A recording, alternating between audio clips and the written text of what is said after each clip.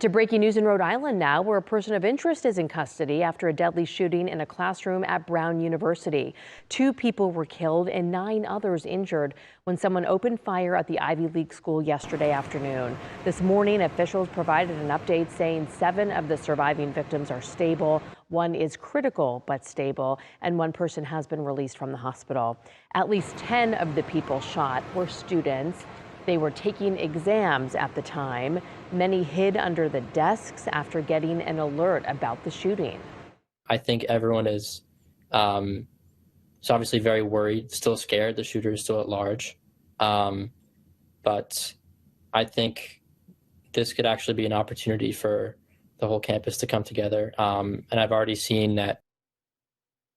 And again, a person of interest is now in custody. A shelter in place has been lifted in Providence. Surveillance video here shows the suspect, believed to be in his 30s, walking away from the scene. Police have not shared any motives at this point for this shooting.